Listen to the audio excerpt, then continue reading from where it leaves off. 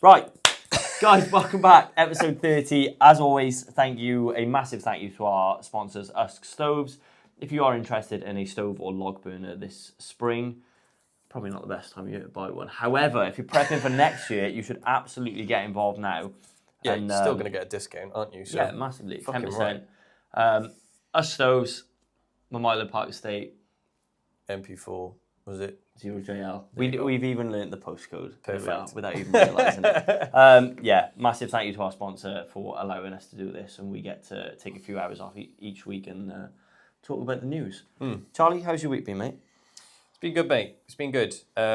Life's going well. It's busy, building up to competitions, running a competition again. Forgot how kind of busy and stressful that is. Just trying to tick all the boxes and make sure everything runs smoothly, which I'm sure it will on the day and everything will be good. But it's like almost more. I'm almost more nervous about running it than doing a competition myself. I think like you stress about things like that, but when you actually show up to a competition, unless it's really really bad, people are just kind of happy to be there and compete. But you're on pins the whole day. Like fair play to people who host competitions and compete themselves. They've either got a level of I just don't give a fuck, and other people do it in the background and it all works, or they are just switched on. Well, we had the first competition we did. We had. Hopefully we'll have the same sort of team, and we've got a lot of the similar people that we had help us last time, and they were fucking hands down amazing. I think I shouted them out after the last competition. Without them, we couldn't have run it. But there is absolutely no way that like me or Meg or anyone who was in that environment could have competed and done their job at the same time. Like this competition is going to be bigger and busier than that one. We got some fucking massive lifters, proper like. Yeah, really, really good boys and girls, which is going to be really good. Lots of new people as well, which is fantastic. But the day, as soon as it started, it was a long day, but it flew by, if that makes sense, because it was just so quick.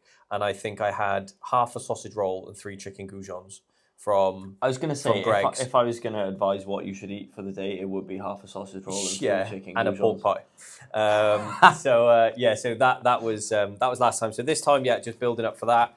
So a lot of energy is going into that, and I know Meg's is as well. So training is still good. I'm finding I've got a lot of love for my static lifts at the moment, and I'm starting to build back up my Olympic lifts, which are going okay, and the fire's starting to burn a little bit. So you front squatted 185. Yeah, front squatted 185, and I've only ever attempted that once before, and I failed it. Obviously, I failed it before, but I tried 185 before and failed it, and this time I tried it first time and hit it, which it took me. Well, I did the 180 front squat with you, and it took. Oh yeah, there was a grind on it. Like months on months of attempt after attempt after attempt of missing and missing and missing. So when I did the 185 this time, I was like, oh fuck, okay. I'm not like 185 is the max that I've done purely because I haven't tried anything else yet. I was going to say it didn't look like. Don't get me wrong. I'm not going to say you should put 200 on there and go. For No. But it wasn't like if you had two more kilos on the bar for that lift in the video, you probably would have made 187. Yeah, I think I could have gone 187, 188. But the difference between 185 to 190, like I've been doing, I'll reveal kind of how I've got there in a different video, like how I've been pushing my front squats recently. But doing slow eccentrics, I think I talked to you about it. Maybe did I talk about it on the pod? So did some slow eccentrics with 190. So it's basically you take 190 out of the rack and then you lower it down as slowly as you can onto some pins. And it's the hardest thing I've ever done in my life. Like I took it out of the rack and I genuinely started to lower it down, and I felt like things in my knees and my hips were just going to go like ping and pop off. But saying that, I've done that for 3 or 4 weeks now, and they have been getting better and they have been getting slower. But what it did for me was when I took the 185 out of the rack, it didn't shock me.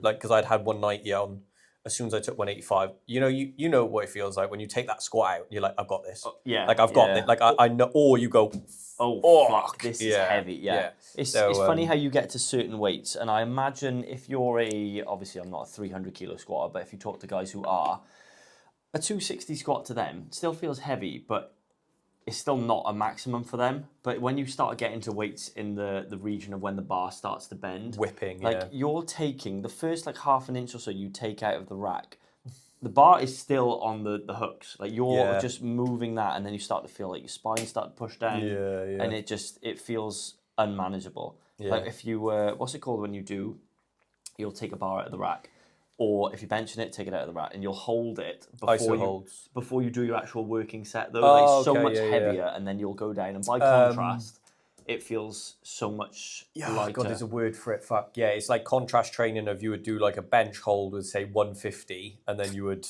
unload it and then put like 120 on and do a rep at reps at 120. It's with things like that I start to get a little lost in training because there's so much compared to the average Joe that we know about training, but there's so much I don't do and don't understand just because I've not had a need for it, like the triphasic training, that thing.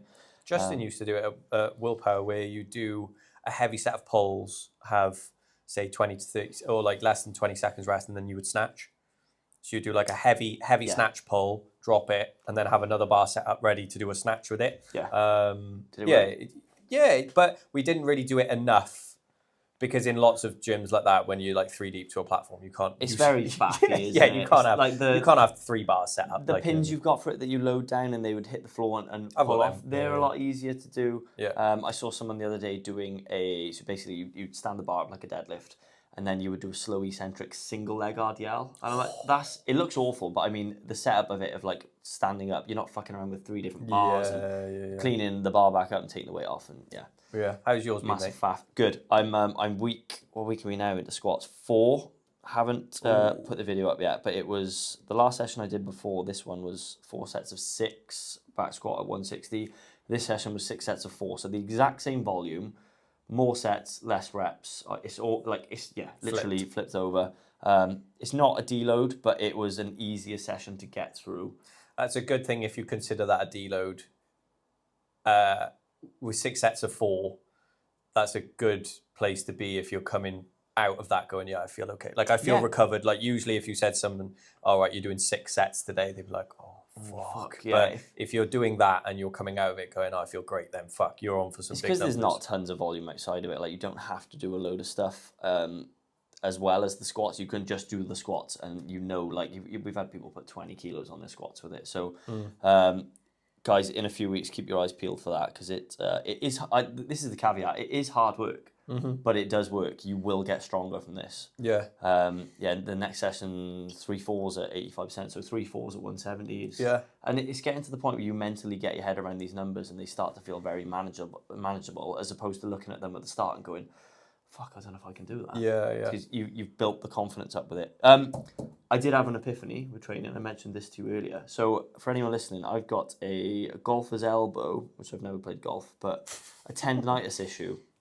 And I was speaking to Big Sam, who is a physio, and he said with his clients, he usually tries the cuffs initially. So you'll get the strap around the... So you wrap a strap around your forearm, shift it up slightly, and this is how I understand it, as it takes the strain off your tendon because it pinches the muscle, and you pull it up, so you've got a bit of slack from where the tendon connects to the bone and is attached to the muscle. You've got now a bit of slack there, so there's not a load of pulling on the tendon. So I put it on, tied it up, and I did some barbell rows, pull-ups, seal rows, things that would really aggravate it normally. And I trained and I wasn't in pain, and it was the most fun I've had in amazing a long time. So it's not it works. Doesn't it? Yeah, and the other thing is with tendons, it's really hard to get blood to them because it doesn't tend to get there as well. So the more you can use it and pump it around, that's why isometrics work very well. The more blood you can get to it, the better. And the more blood you can get to it pain-free, the better. So you are training and you are aiding the recovery of the tendon. At the same time. If anyone's struggling out there, whether it be knees, elbows, whatever you've got going on, give it a try. It worked really well for me. I'll see how I feel in the morning, but I imagine...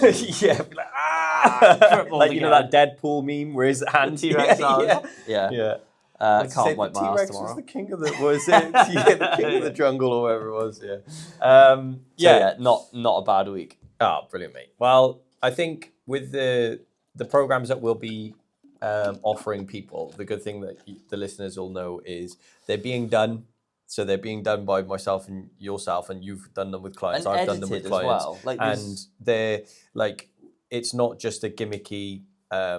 there'll be all different levels. Like we'll probably end up doing like beginner ones, we'll do advanced ones, we'll do elite ones, we'll do ones which will be like your one, which is like a bolt on to your actual training program.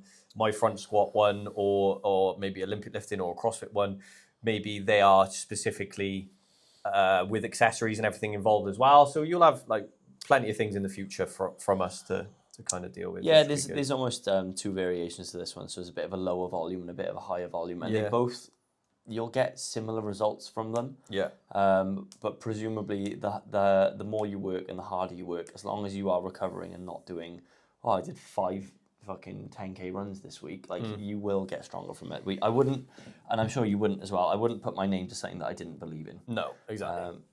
So yeah, excited for that. Yeah.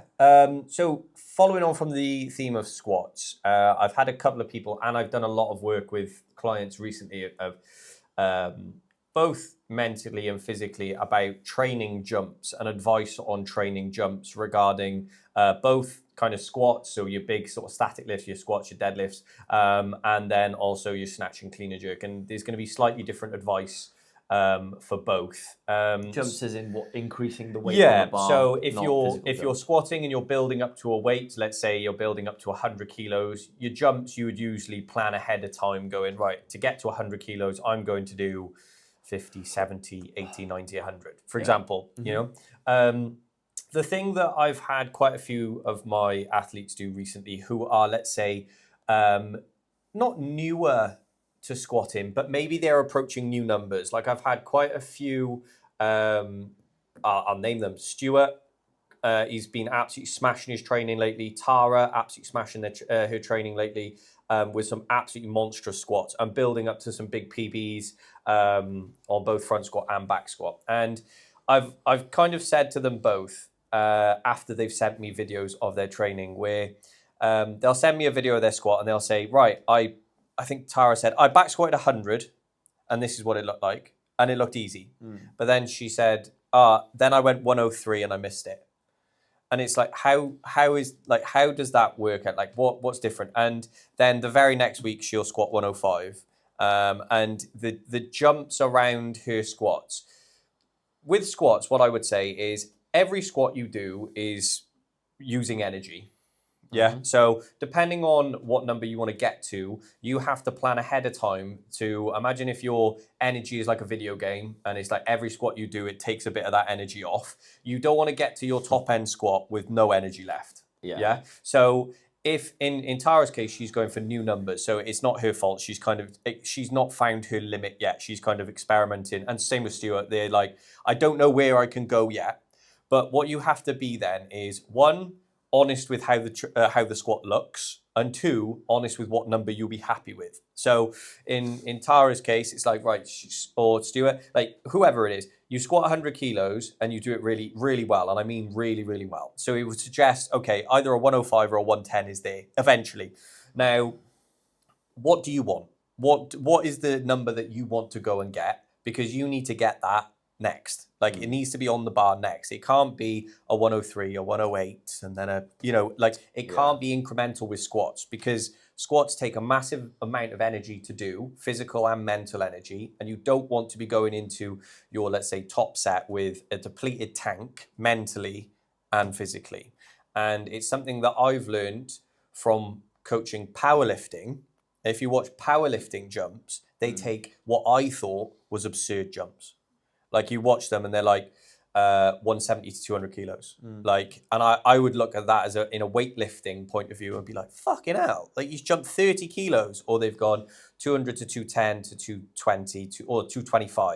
And I'm like, fucking hell. They've only done 3 squats and they're already at that weight. Yeah. Obviously they've done enough warming up to be prime and be ready for it. But the jumps they have taken has left as much energy in the tank to get that top end weight.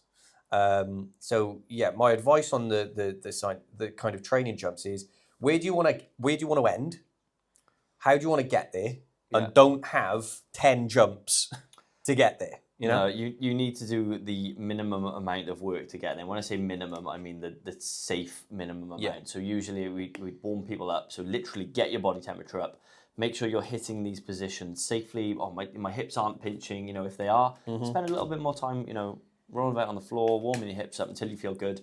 And then it's essentially saving as much energy as you can whilst climatizing yourself to the new weights. Because if I took off 160, I literally did this yesterday while I was coaching. Someone had, when the collar's like a caption on the hook, and you move a bar over, and it was like 150 or something.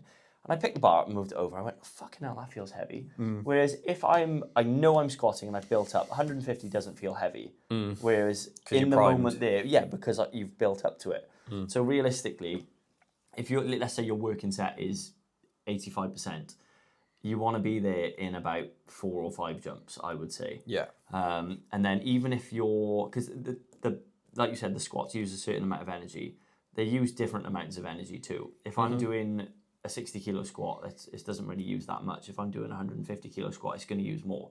I'm not doing multiple reps on the way up. If I'm working up to a heavy single, I might do a set of 10 with the bar and then 5 at 70. And then I'll almost do 2 or single reps building the whole way up just to build up in weight. So I'm saving as much energy as I can. Yeah. 3 to 4 minute rest in between, and just getting up as close as you can. Yeah. So this changed for me massively when I was warming up to squat 185, something like that, in willpower. And I think I put like 60 on, then you put 80 on, then you put 100, then you put 110, 120. Yeah. And Justin went, fucking stop all that.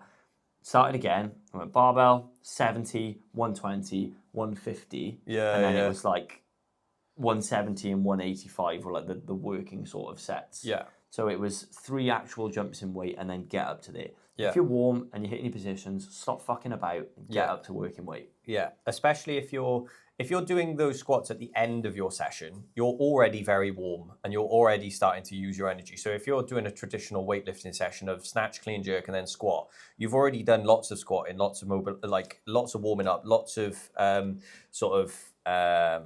let's say hip opening and ankle opening and all this thing. All of the movements you've done in that session should prime you for squatting. So don't then go into squats taking micro jumps to get to your top weight.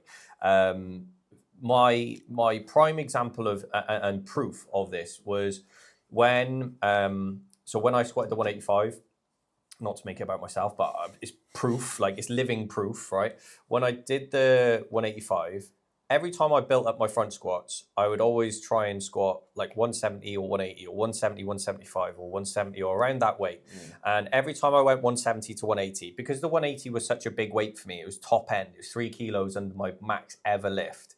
When I took that 180, it was such a big lift. It sapped me so much of my energy that I was like, there is no way I've got another one in me. Like this is such top end weight. Because I'd done 170, 175, and 180. So I'd done 3 lifts that I didn't need to take. Yeah.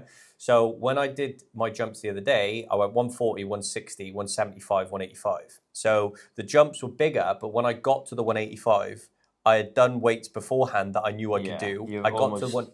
I was fresh. You're bridging the middle ground between, let's say, because you said 170, 175, 180. That's a lot of working weight at a very high percentage. Yeah. Whereas if you went 160, 173. Yeah. See how because it's gauging the last set as well, right? That felt a bit sticky. Yeah, exactly. But this is the other thing I was going to say. So it depends on the person. Because I've watched people build up the squats. I remember Tucker in the gym. He squatted 220 and he squatted 200 before it and it looked like shit.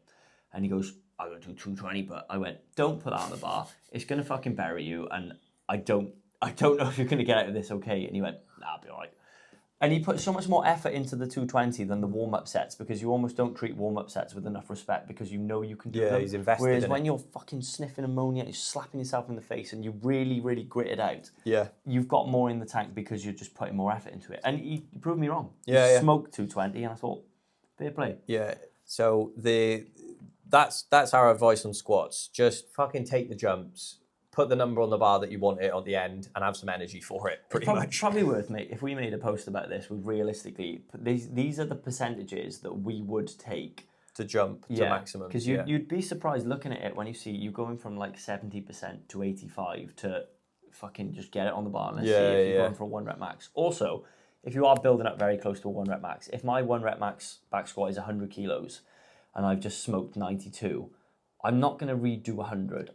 Always put more on. Just even if it's a kilo. Always put more on. You're going to be so much more excited for a 101. Like, I've just hit an all-time PB rather than I'm redoing the same weight that I've done before, almost getting nothing from it because it's not a new weight. Yeah. And the effort between squatting 100 and 101, the difference in effort is almost nothing. Yeah.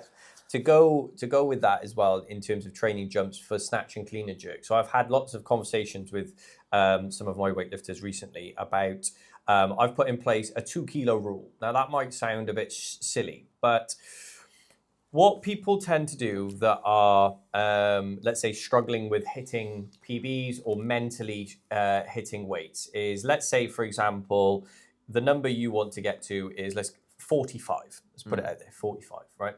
And you're snatching 40, right? And you're snatching 40, and you snatch it regularly, and it's bang, bang, bang, bang, bang. Everything is ticking. You're doing really well. The next jump should be at least 42 or 43, right? At least, because what it does, between 40 and 45, realistically, for anyone listening, you should have one lift between the two. So it should be 42, 45, or 43, 45. There shouldn't be 40, 41, 42, 43, and 44, okay? That's where people can kind of go wrong. And by going up kilo by kilo by kilo by kilo, every time you want to maybe build to 45, what you're doing is you're doing extra weights, like we said at the squats, that are at top end percentage that are sapping you of energy. But what you're also doing is put a mental block around the 45, because what you're doing is you're trying to add a lift so you don't actually have to lift the 45. Does that make sense? Yeah. So if you've got 45 in mind and you snatch 40 and you absolutely smoke it, if you go 41, you are just pushing that 45 further away. That's all you're trying to do. You're just so then making if you yourself go more tired for it as well. Yeah. So if you go 42 then after the 41, again, you're putting this barrier in front of yourself going, well, now I have to hit 42. You hit 42, if you go 43, well, now I have to hit 43. Rather than going 40, smoking it, having a go at 43, and if it goes well, putting 45 on the bar and just having a really good crack at it. Would you say, so if this example was obviously 45 kilos, so let's say there's a smaller woman snatching 40, and then going to 45, or going 43, 45. Yeah. If you're bigger and you're snatching 90, so it wouldn't be 90, 2, 4, 6, 8. Like the heavier the weights get, the 2 kilo rule might stretch to a 4 kilo rule or a 5 kilo rule. So like 90, 500. Yeah. It's again,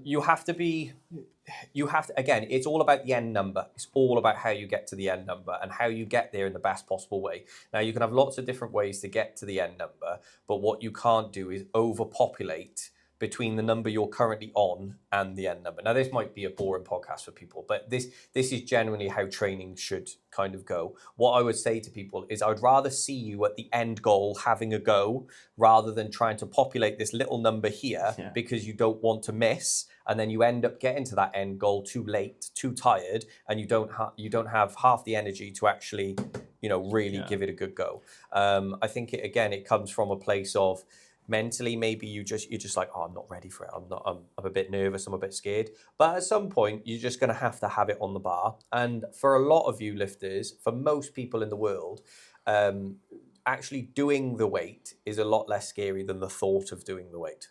Lots of my lifters and lots of people I know, I've seen it so many times in sort of seminars and weightlifting classes that I've run and stuff like that, where someone will say, Sam will come to me and say, oh, I haven't snatched 90 in 5 years and it's been and we'll just change a few things, we'll put it on the bar and we'll just go, right, go on Sam, no pressure, just have a go, and you'll absolutely smoke it and you'll go, oh, what was that all about? And because there's no pressure, it is just you've had it on the bar, you've had a really good go, and all of a sudden it's just clicked and it's worked, and that thought process around the 90 then disintegrates. It's not like the scary, oh my god, I'm there now. It's, oh, you know what, 90's on the bar, I'll have a good go and I could walk away with a lift I'm really happy with, rather than always going, oh, I've gone 87 again today and I've hit it, but then I've gone 88 and I've missed it.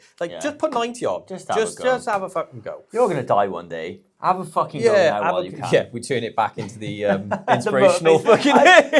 You were saying that, and I had this visual in my head of this like a baby elephant attached with a rope to a stake in the floor. And the baby elephant can't pull it away, and it grows into this giant elephant. And it's got this mental block around... It obviously could just walk off if it wanted to, but that's the 90 kilos there.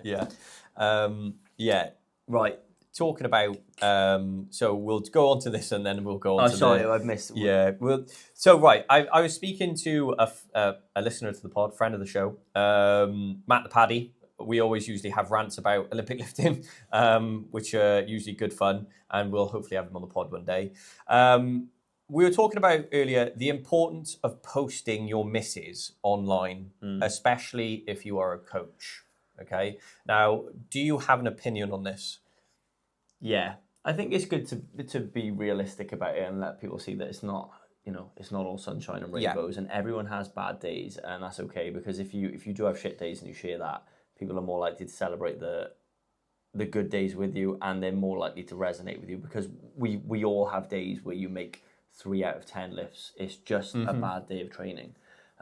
Whereas if you train in a public environment, and let's say I went to the gym with you now, and I did 10 snatches and I made 2 of them, and what I post from that session are 2 made lifts, you'd be like, that's not representative of your actual training. This is lying to whoever, especially if you're in a position as a coach where you're trying to sell, yourself or your product or whatever the fuck it would be these days. But that isn't the reality of training, and people might even resonate more with, fuck me, he's had a bad day as well. It doesn't make you a bad coach. It's just the way training is. Yeah, you hit the nail on the head then. I think we're living, especially in a world of like perfectionists, or this fake level of everything is incredible because of Instagram and highlight reels and Facebook and TikTok and all that bollocks, right? Which is easy to say because we're on it right now. We're using it for benefits or whatever. But in terms of like posting your misses, right? What you have to be is human. Okay, I thought you meant your missus, like your girlfriend. Posting the missed lift. You have to, if you're a coach, right? I will often post my fails or post even my injuries and stuff like that I've had, right? Because especially like you touched on it then, right? There is nothing worse for me than when you're in an environment and someone has missed 4 million lifts. Right, and then they post the one that they make and they say, liar, sick, class session, banging, right? And I'm not going to lie, right, when I was a lot younger, because again, I fell to this kind of peer pressure system of, right, I don't want to show any of my failures, I want to show how good I am 24/7.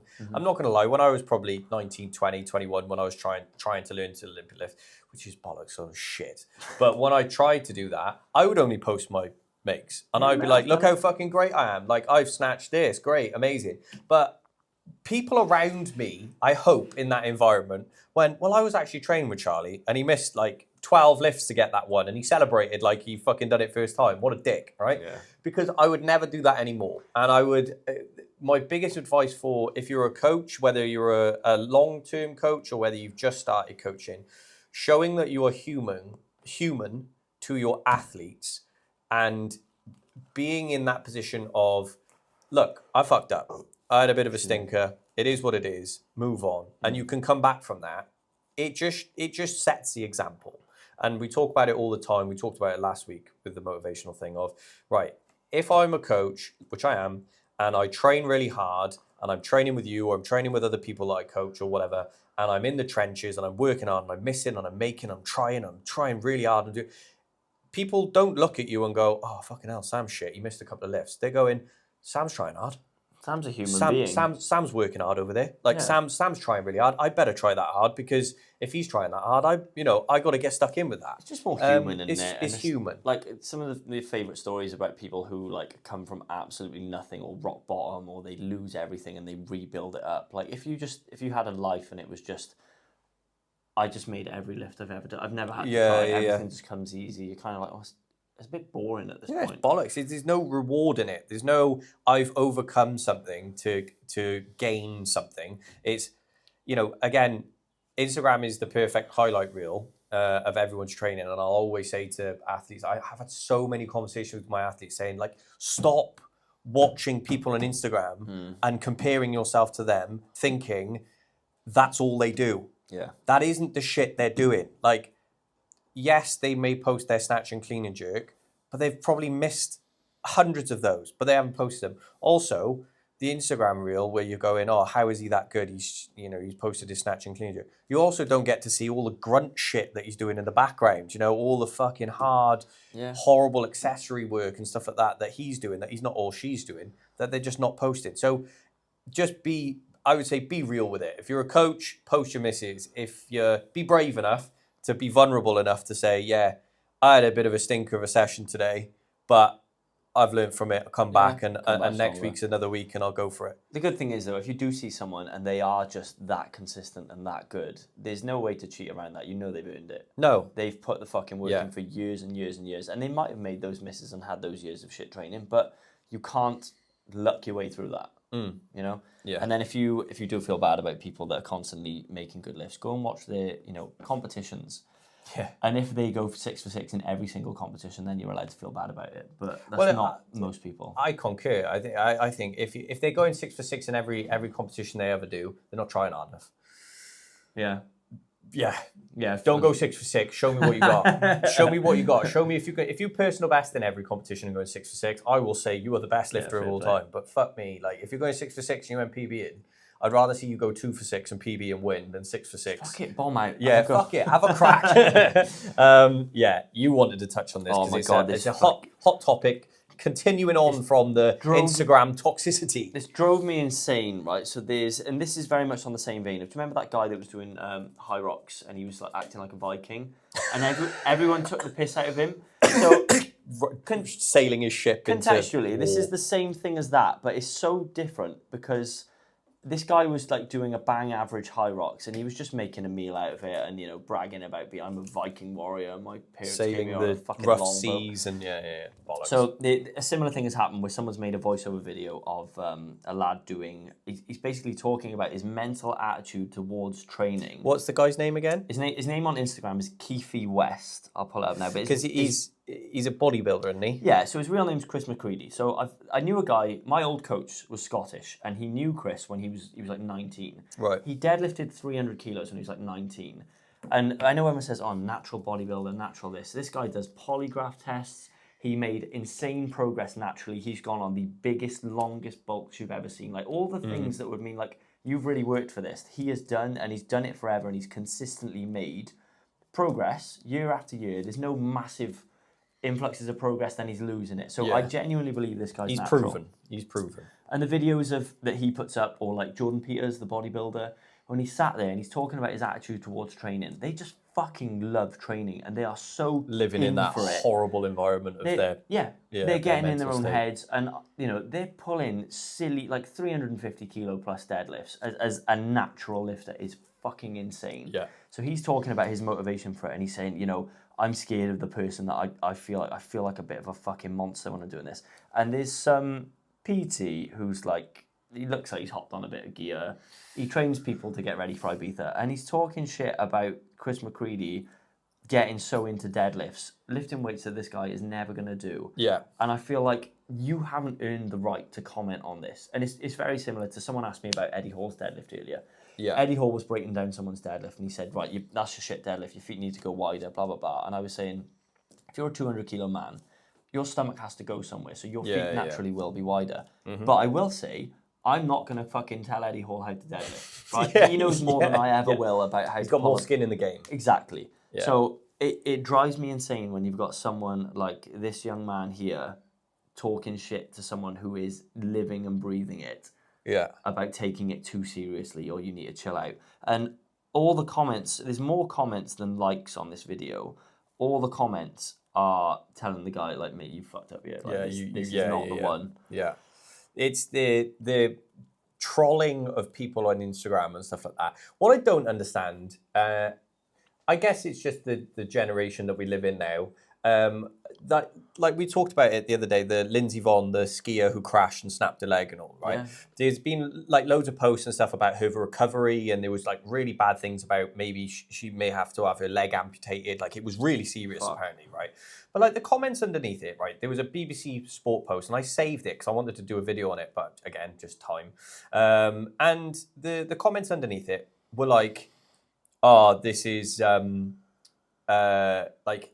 It was all negative around her, being like, this is the proof of just because you can doesn't mean you should, and like they were all saying like, oh yeah, time to give it up. Like you're like basically trolling an Olympic athlete who was a proven winner at gold level medals at the Olympics, and I was just like, when did this become a thing? Like, I don't care about your opinion. No, it's like when would like it would be like me having going on Instagram and trolling Lindsey Vonn. Like, I don't ski. Like, none of these people who are trolling her or trolling him or whatever have anything in the game. But they're just. I know you're just allowed because it's free speech or whatever. But I was just like, when did that become a thing? Free speech. I agree with that. But you know what we should bring back? Chat shit, get banged. Like, you should have to like say it to these people's face, and then if you really feel that strongly about it, like, because I'm not going to go around starting fights with one-on-one unless I'm so there's adamant. A few hills I will die on, and I will fight you over it. Yeah, but I don't care that much about most things. I'm not going to go around starting fights with people. Yeah. But we live in a world now where you can say the most outrageous things on the internet, and there's no repercussions apart from this guy is literally laughing about it, going, "This is the most engagement I've ever had. My business is going well." Blah blah. And I'm just like, you're just what's it called? Rage bait. Yeah. Where you basically just make a post that's so out there that just draws so many people to your account. You benefit from it, but it's literally just to piss people off. Yeah, and like what the fuck? Like, I'm sorry, but I'd like to think some of the content we make is really like beneficial to people, and we get like 200 views, and then that fucking idiot posts something like that and gets 1 million views. All and you're publicity like, is good publicity. Mate, it does my fucking. This is the thing I can live with though. Like I'm not trying to make like I've made my living, if you will, my job off trying to do a good job. And if you do a poor job consistently, you're not going to be in that job for much longer. No. If I went off now and started an electrician firm, I'm not going to be in that very long because I haven't got a fucking clue what I'm doing. Yeah. Whereas I can run a PT business because I know what I'm doing with this. Here are the results. Here's what I've done. I'm confident in doing it, and I'm happy to sell that. Yeah. Same as you. I'm not making my living off, even though we're talking shit about this guy now, but fuck him. We're not making a living off slagging people off on Instagram to get likes, to create a following of, negativity the whole way. I'd like to think most of the things that we put out are, this is what helped us. Mm-hmm. Hopefully this helps you. Yeah, yeah. Rather than beneficial to people, rather than just nonsense. Well, I know we talk about some nonsense and wrestling and stuff like that, but that's just shit that we like talking about. Just mental how the world is currently. Bring it back. Chat shit, get banged. Yeah. Following on with some toxicity, we had a question on one of our polls saying how to deal with gym toxicity towards teammates doing well. Firstly, if you're in an environment where your teammates, quote, are being toxic towards either yourself or someone else doing well, leave that gym.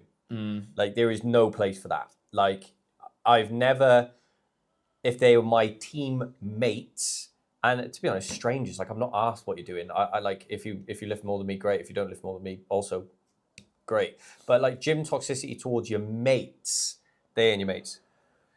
Yeah. They're not like if I suddenly, like, if you squat 220, I'm going to be absolutely buzzing for you. I'm not going to be like, oh, fucking hell, Sam squatted more than me. I can't believe this. Like, I'm going to be a dick to him now. It's like, mate, just enjoy what your teammate has worked hard for, you know? I get why people get I'm not agreeing with it, but I can see why people get salty, because if I go out and squat 220 now, you're going to be happy for me. I'm going to be happy for myself. If you go and squat 240, I'm going to be happy for you. And you're going to be happy. If I squat 240, fuck me. Imagine, I'm on some serious gear. But you and I are not in competition. We haven't got a powerlifting competition coming up where we're competing in the same weight class. Yeah, that's different. I get the friendly competitiveness, but you should be thanking your teammates if they kilo you and you kilo them, because you are making each other better. Yeah. The rising tide lifts all ships. Another fucking quote for you. Yeah. But you shouldn't be salty about it and let it beat you down. You should use it as fuel to push yourself further. Well, look, we both trained at one of the most competitive gyms in the UK, and whether you believe that or not, it fucking was, because it bred one of the biggest rates of wins and medals in a weightlifting club in Willpower. Like, there was 10 other men or 15 other men that roughly your weight category that you're trying to beat on a daily basis. But if someone beat me, I wasn't then being a dick towards them or being toxic towards them. I just tried to work hard to try and match them or beat them. And it just built everyone up. There is something that I kind of, now I'm outside of that mentality of willpower, and now it's no longer, unfortunately.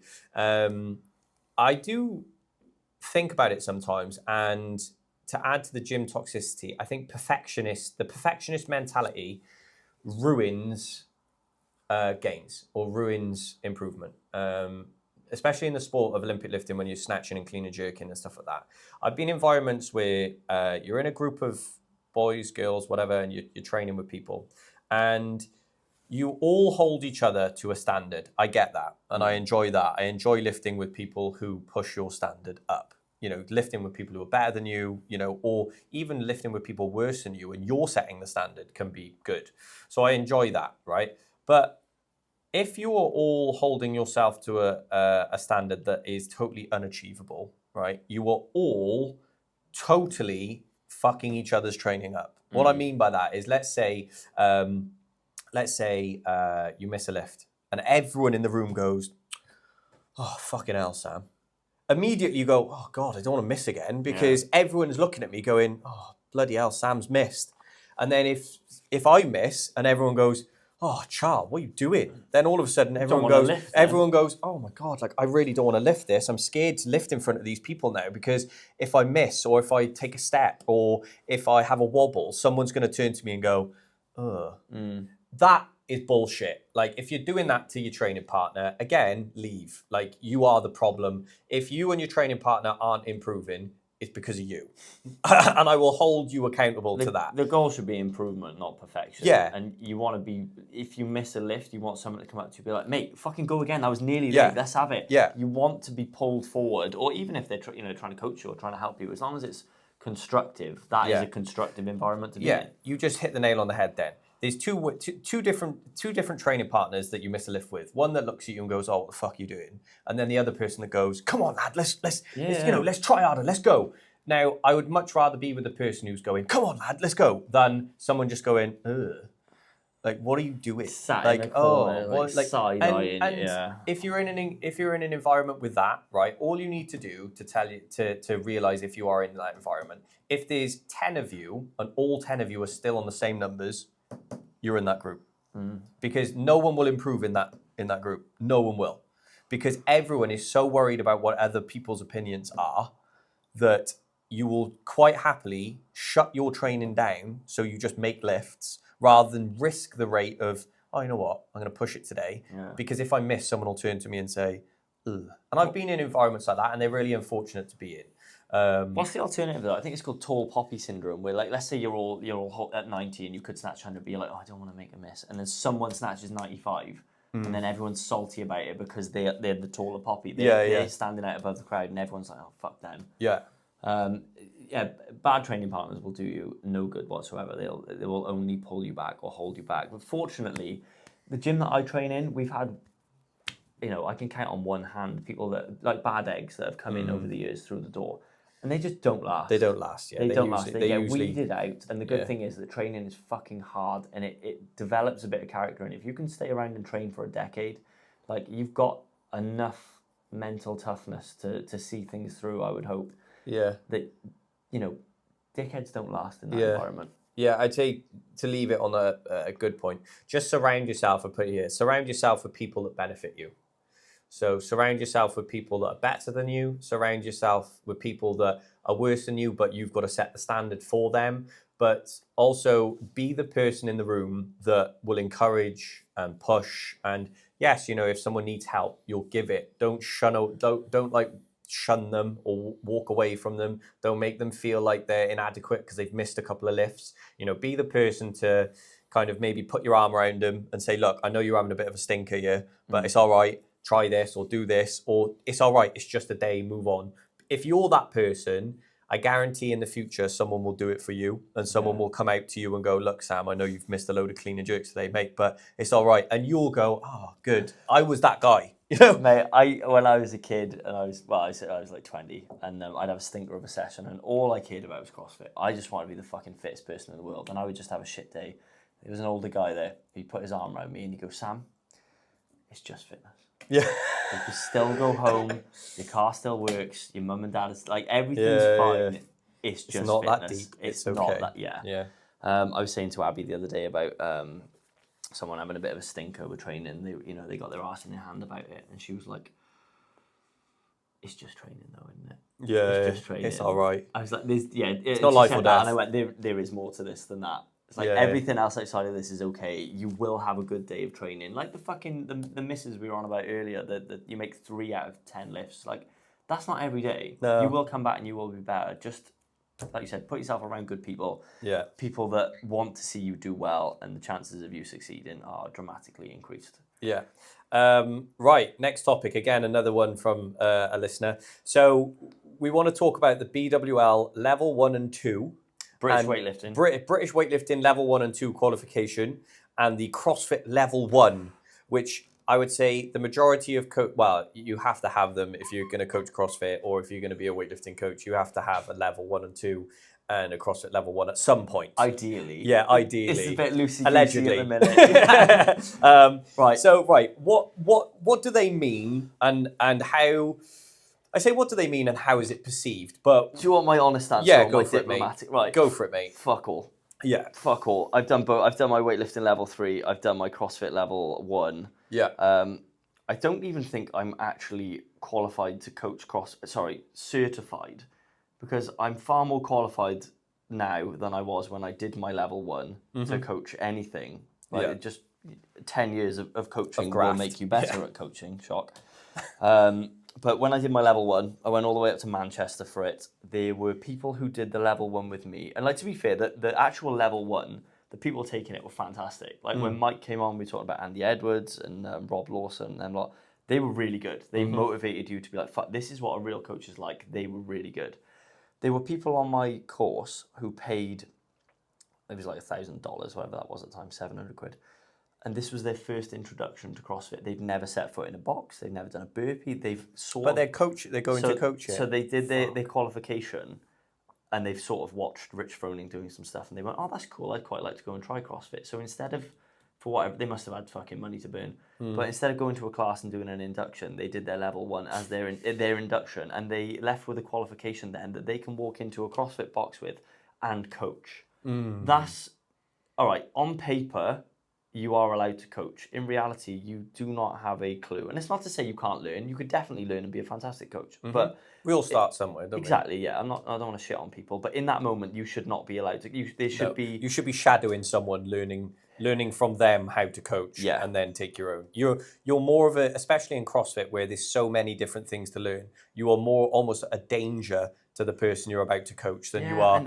If you don't know how to do a handstand press up and you're trying to teach someone how to get upside down, you are in a difficult space. It's dangerous, yeah. And you will get weeded out, because there are some members that will be a lot more vocal than others in, a positive or a negative way, whichever way you want to look at it. But they will quickly know that you don't know what you're doing. And I think, to most people's credit, if I went off and I was to go and coach equestrian horse riding, I would go, I'm probably going to wait a bit, and I am going to shadow someone before I know what I'm doing, because I feel so out of depth. I'm not saying these people who did this went off and coached straight away, but the fact that they are allowed to isn't great. Yeah. I didn't learn anything on my level 1, apart from what rhabdomyolysis is, which is basically where your muscles bleed, and it's a bit gross.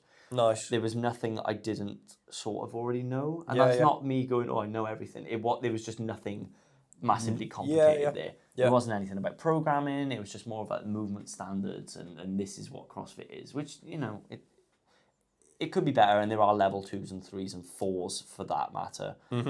As far as the weightlifting one, it was me, and we did it in our gym actually. It was me, a bunch of other personal trainers, and I think I was, out of 8 or 9 people, the only one that had actually lifted weights. So the guy taking it he was pretty cool. But I would sort of like demonstrate some things and maybe mess 1 or 2 things up, but he was like, I was the only other one that had done a snatch and a clean and jerk before. And it was 2 days, and the guy taking it was great. But again, the people who had done it, they've essentially done 7 hours of watching what weightlifting is, and they've done probably had a barbell in their hands for a total of like 40 minutes over the 2 days. And then you're allowed to go off and cut. And this was a level 3. Yeah, which is crazy. That's crazy. I think one thing as well with these courses, especially, I haven't done my CrossFit Level 1 shock, but the BWL... It's really good. The BWL Level 1 and 2, right? You can't fail. It's an online course, right? So put that into perspective, right? I just raised my eyebrows. Yeah. When So you said the BWL Level 1, you basically, it's online tick boxes, questions, which you can almost like parrot fashion learn. And, you know, like if you just memorize patterns, you'll be absolutely fine at doing the test. There's obviously then there's tests where you have to create a training plan, which again, obviously takes a little bit more to it. But again, there's not much work to that. It's all given to you, which like every test you have to learn, right? But with the BW Level 1 and Level 2, you will send them something. They will send it back to you and say, no, change this. You will send it back to them and you'll pass. So there's no real test to your actual knowledge. They're going pushing the answers towards you, going, maybe that's B, not A. Yeah, it's basically a case of, right, you've paid the money, we're going to pass you through it. It might take you longer than someone else who knows all the answers, but we'll get you there eventually, and then you have Level 1 and Level 2. And again, this isn't knocking anyone who's got Level 1 and Level 2, right? But imagine what I would compare Level 1 and Level 2 to is like when you pass your driving test, right? You do all your lessons, you pass your driving test, and then everyone says you start to learn to drive your car once that test is done. Now you learn to drive. Yeah. Like everything you do after that point of the test is real life driving. Now you're on your own. There's no one there to cut you around and to make it easier for you. Now you're doing it. Your mates are in the back telling you to go faster. Yeah. So you are now learning basically a totally different way of real life scenarios and situations. And this is exactly the same as BWL Level 1 and Level 2, which they do not have that in that test. They don't teach you people skills. They don't teach you how to coach in different environments, how to coach different ages, there's nothing in there it basically teaches you how to teach a snatch, how to teach a clean and jerk, how to do it safely, and away you go. Right? Maybe that's a really good way of putting it, where you learn to drive when you learn to drive. Because I don't think, maybe I was a bit harsh on them, but there's not a way you can really learn to be a good coach without actually doing it. For everyone out there who wants to coach, you are going to make mistakes. You are going to fuck up. Like the amount still do to this day. Exactly. Yeah, we've done all the mistakes you need to make, and we will probably make some more as time goes on. But that is going to be where you learn. That's how you learn to communicate with people. That's how you learn to get a point across. That's how you learn. You know, it's easy to make it hard, and it's hard to make it easy. It's when you actually get on the gym floor and you start working these things out. But I guess you have to have a barrier to entry to get on there, and I think the barrier to entry could be a little bit more, it could be a bit harder. Yeah. I think where it says, how is it perceived? So when they've asked that, I think where people are perceiving it now is like, it's like almost like a badge of, I know more than you, or like that's Show bollocks. me. Like that's bollocks. Like if you're using it as a, oh yeah, well I'm BWL Level 1 and 2 and I'm better than you now. Like but bringing that up though, I immediately go, fuck. Yeah. It's, look, you have to get them, use them, but it doesn't mean that you know everything, and it certainly doesn't qualify you to be immediately respected as, right, they're a good coach or you're a good coach. You earn that, you know. So that to answer your question, that's how I think it's perceived. It's more of a, I'm better than you than anything else at the moment. So as there are now a couple of things in the pipeline. So we mentioned at the start, mine and Meg's competition. We're in the build up to that, so we're a week out. And also the CrossFit Open is coming up, isn't it? So when is that? Is that this next Friday? It's this Friday. I was going to say this Friday. We've been going 50 minutes. Maybe we'll do these time sensitive matters. Because your comp is Sunday. Yeah. And the CrossFit Open is this Friday. So it is Wednesday today. Yeah. In 2 days' time, the CrossFit Open will begin. And when I was competing, and when CrossFit was very much in its infancy, like High Rocks is now, if High Rocks had an Open, it would be buzzing. There would be people fucking barbecuing outside. There'd be someone on, like a DJ on the discs. It would be amazing. But I feel like the love for CrossFit and the Friday Night Lights is sort of, it's faded over the years. I did the Open last year. It was good crack. It was good fun. CrossFit Shadow Valley always puts on like a... Yeah, it always looks like a good... It's a fun good place to be. I environment, remember yeah. Tom Eels messaged me because he was away going, fuck, I wish I was there. And it's really good fun. If you're at your local box, just get involved, show up. You'll have different teams. One team will bring food one week or another week. I think there's only 3 weeks this year, and there was 5 back in the day when I was doing it. But it's nice to just see everyone slog it out, and everyone wants everyone to do well on the day. With the CrossFit Open, what kind of things?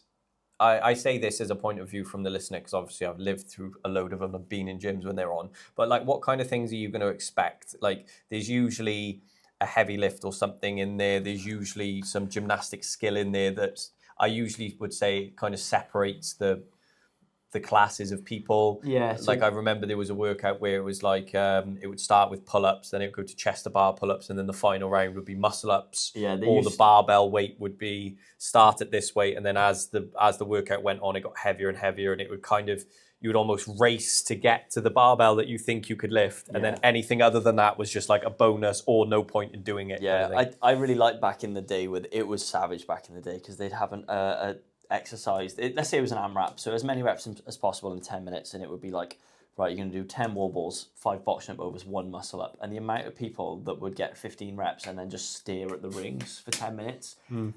But that was awful for those people. I get that, I understand that, I know why they bring scales in, but on the flip side of that, the amount of people who got their first muscle up, and that celebration when you look around, everyone's the whole going nuts. fucking room just goes up in one. There's chalk being flown everywhere. That is the best feeling in the world. Yeah. You don't replicate that in training. It is in a competition environment with all your friends around, and it is fucking beautiful to watch. Yeah. First time I ever snatched over 100 was in the Open. I was literally about to say that. It's the same with, I remember watching, there was one with Tom Eels, shout out Tom Eels, and Adam Tippin. I remember, this is way back in the day, but there was a workout where there was a certain time cap you had to finish it in, and if you finished it in before the time cap, the rest of that was rest. But then the next weight on the bar would be heavier, and it would be the same again. And I remember, I think it was Adam like PB'd his clean and jerk in that workout, but it was like 3 rounds in, absolutely hanging. Yeah. And I remember there was only like 6 or 7 of us in the gym, but it was like, holy shit. Like, I think it was like 120 or something like that. But it was something that you wouldn't have expected in those environments to hit. It was double under, toast bar double unders, and then it was like you build up your clean. Yeah. And the reps go down as you go up. That was it, yeah. And he hit that weight on the bar, which no one was expecting, but I don't think even he was expecting. No one would go. I know how to PB, Charlie. Yeah, just do a load of fucking total bar and double unders. And have a go when you're hanging out of your ass. Yeah. I really like those ones because it wasn't like the strongest guy in the room wins the strength event, because you have to earn it and get towards it. It's the grind, the fitness as well. So I'm excited to watch the Open. I will not be doing it because of I'm unfit. And my elbow isn't exactly great. The thing that I put a message out about the competition, and I said, like, what are your best backroom stories, or what are the craziest backroom antics you've seen? Now, there's 3 in particular that I want to touch on, which I was lucky enough to be a part of all 3. And first of all, Darius, Charlie Stone's athlete, Darius. I think he's still Charlie Stone's athlete. He's still to do with Stone Strength anyway. Shout out Charlie Stone and shout out Darius, right? There was a competition back at Willpower back in the day, and Darius, really good weightlifter, really talented weightlifter. And when we talk about like mental games, right? I'll hopefully try and get the video if Nick can send it to me. But Darius is in the back room and he's pacing up and down before this lift. And it's the last lift of the competition, and it's to go 6 for 6. And he's had a really good competition. He's in the back and it's the last lift of the day, and he's walking up and down and he's going, I will fucking die for this bar. I will die under this bar. And he's just walking back and forth, and it's on camera, and he's gone. He's not in the room anymore. If that was today, some cunt would make a talking head video. Yeah, saying, oh, look at this cringy fucking arsehole. Yeah, it was like, he was literally in that moment, he was like, I'm willing to die. And it's easy to say that, and we've all, maybe you haven't, but sometimes you'll put yourself in those positions where you'll go for a lift and everything in the back of your head is going, oh God. But you almost go, right, no, scrap that. You know what? I'm going to die for this. I'm going to do. But it's all fake. It's all bravado, and it's almost the fake it till you make it kind of. And sometimes it does work, and it pulls you out of it and whatever. But he was genuinely like, if this kills me, I'm dying on this platform, and I will put myself in a hole of I could die here. And it was, you believed him. And he was pacing, and he walks out, and he's like, you're not allowed to swear on a platform. Like, well, I say that. You can get no reps if the judge is a bit funny, but whatever. It's more fun if you do. Yeah, but obviously the environment is nuts. It's at willpower, so there's no etiquette. It's just everyone's going mental. And he walks out and he's like pointing at the bar, and he's like, I will die for this bar. I will die. And then he clean and jerks it, makes it, and it's fantastic, and everything goes mental. And then the funniest bit about it is he slams the bar down and he walks off doing the McGregor. Vince McMahon billionaire strut, and it's like the most like it's like a flipping character. It's like you've gone from I'm willing to die to this to being the most like silly, like, oh yeah, look at me. And it was just watching that, it was like two different people had lifted, which was fucking amazing. I saw the video beforehand. It was beautiful. Yeah, incredible. Prime willpower. In the same competition, Chris Jenkins, incredible strongman. I don't know what he's doing now. I haven't seen anything as of late. I don't know whether he's still training, but he's an absolute fucking gem. He's an absolute lunatic. And he came down. I'd kind of seen videos about him, and I remember him announcing that he was coming to compete, and everyone in willpower was like, oh, Chris Jenkins is coming down. This is going to be berserk. Like, this is going to be mental. And I'd never met him before, and he was lovely, salt of the earth, like, do anything for everyone, just amazing, but just seriously strong, like 300 and something kilo deadlift at 82 kilo body weight or something like that, like proper strong bloke. And he came in, and the first thing he did was split snatch, which I was sent to judge for that. I wasn't expecting it. And when you're not expecting something like that, it was the biggest, longest split snatch I've ever seen. And I was sent to judge, and I was like, whoa, what the fuck has just happened? Like, I didn't know how to judge it. I was like, was his arms bent? I don't know. Like, I'm just so mesmerized by it that I was like, right, I'm in. This guy is an absolute raving lunatic. That's part of the plan. Yeah, love it. Calm red light. Yeah, I was like, this is great, right? And then clean and jerks come. And I think it was his last clean and jerk for the win, right? And the way we were set up, we were sat and we had two fences and we had a bit of tarpaulin. And as a centre judge, I could turn to my right and I could see through the tarpaulin, and I could see Chris just amping himself up, just go I think he had his coach squeezing his ears and like slapping his neck and stuff. And I was looking at him and I was like, oh my God, this guy's good. Yes, like, yes, I love it. And all of a sudden I see him, and it's not uncommon for people to have smelling salts. And obviously with him, they were seriously strong. Like, they're the Juji Mufu, like, take a whiff and you're like crying, right? And he's over the top of these smelling salts, and his nose is almost in the bottle at this point. And I'm thinking, fucking hell, like, you are not going to have any like hair in your nose left. Like, you're going to burn your inside your brain. All of a sudden then, if you're watching the video of this, he basically tilts his head back and pours them over his face, right? And basically swells himself with ammonia rock salts, right? Now, if you've ever sniffed ammonia, you'll know, like, if I opened a bottle of ammonia in here, basically if you walk past, you would probably be able to go, oh God. The closer you get to that, it blows your head off, right? And it literally wakes you up if you're unconscious. That's how strong. Now he literally tipped over his face, threw the bottle down, so there was rocks everywhere. Everyone was like, holy shit. He storms out of the back room and he goes for this clean jerk and absolutely smokes it. He jumps then about fucking 4 foot in the air, and he's like, he lands on one knee like a superhero. And it was just, the whole thing was just batshit mental to watch. And I just thought, we walked back in the back room, we had to clean that up. We need more of that in weightlifting. I think it would be a much more popular sport if it wasn't the etiquette of, thank you. There were people fucking pouring sauce. Honestly, it was that those two in the same competition. That competition was just mental in itself. But Chris Jenkins, if I might tag you in this, and if you see it, then fucking shout out to you. Then my last one, I know I'm ranting on, but I love these stories. So Big Ben Wheezy, again up at Pewie's place. You haven't met Ben yet, have you? Or seen him? Ben, he's a fucking humongous. He's a big old boy, but he's strong as fuck. He's real strong, like 160 clean jerk, I think it is, and then I think he's cleaned like 170. Like, he's a big old boy, right? I had the honour of coaching him at a British Masters in the same group as Pewee. So Pewee's his coach and Pewee was competing. So I just said, look, I'll come in the back room and load your bars for you because I don't want Pewee overthinking what Ben's doing.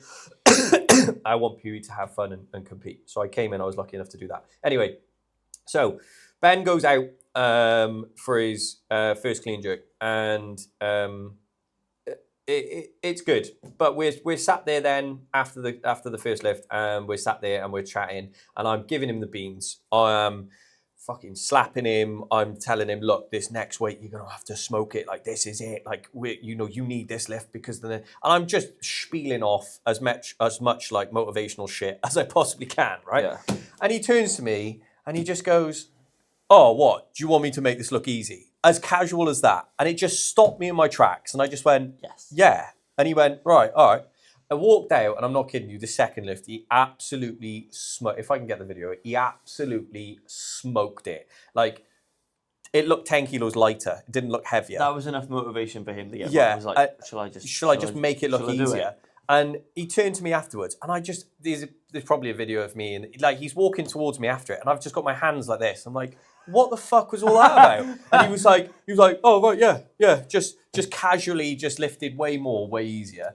And it just became this thing then. Every time I saw him in a competition, I was just like, look, just make it look easy for me. And he was like, oh, right, yeah. And it just works. For whatever reason, you feel like they're mugging you off almost. Because you're like, right, put another 10 on and just all right, make it look difficult then, but make the lift. I was like, I just did about 15 minutes of spiel on him. And then he just turned to me and just went, what, do you want me to make it look easy to you? And I was like, yeah. Yes, and he just fucking did it.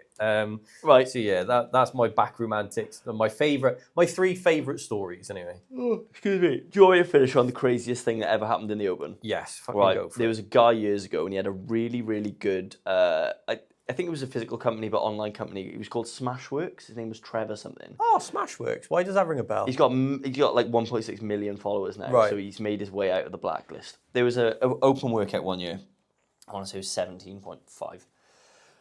Double unders and thrusters, and it was 10 rounds. It was like 30 double unders and 10 thrusters, as fast as you can. He recorded himself, because you have to send in video submissions of you doing it. He recorded himself doing 30 double unders and 10 thrusters. And he played the video on repeat 10 times, back to back, not thinking that anyone would notice it's the same exact video. And this, there must have been before there was no clock in the background. There was no whatever the workout app is. We got it in the bottom corner. Yeah. Played it on repeat, absolutely smashed it. And then he got publicly called out and just blacklisted. So everyone, he was really, really good at what he did. It's like rehab, prehab, recovery, whatever his business was really good. And then he did all that, and it sort of everyone went, mate, you're a shill. That is awful. It was everywhere. How stupid. Like, what are you fucking doing? I know. I'll trick everyone. I have an idea. I'm thinking about it. He might have even done it, and then the last round, he like pretended to be tired. God for that. What is like the same 3 seconds of a song being played over and over again? I think he must have like dubbed the music over. Like he put a bit of effort into editing it, but they said it was the same round on repeat. He put more effort into editing it than he did actually doing the workout. Being fit for the workout. Yeah. So they went through his other video submissions and obviously just sort of cancelled him, and he didn't go any further in that year. Fucking hell, yeah. If you're doing the open, don't do that. Just do the workout and suck. That's fine. I'd rather you just be like shit. I'd rather just be shit and post it and say at least I did it. Yeah. You know what I mean? Fucking hell. Lose all your credibility for the rest of your life. Right. Anyway, guys. Yeah, sweet. Episode 30, thank you very much. We've got a load of topics here we haven't gone over, so we're just going to save those for the next one that Charlie and I do together. Lots of things on training, lots of things on dealing with training and other bits and pieces. So it will be a topic that will take a while. So yeah, there's a little bit about supplements and dieting I want to go over soon, but we'll make our way to that. So as always, if you are interested in a log burner, which I'm very interested in a minute, MP4 0JL Usk Stoves, just say that you are a friend or a fan of the podcast, and you'll get 10% off. Amazing. Thank you very much. Thank you, guys.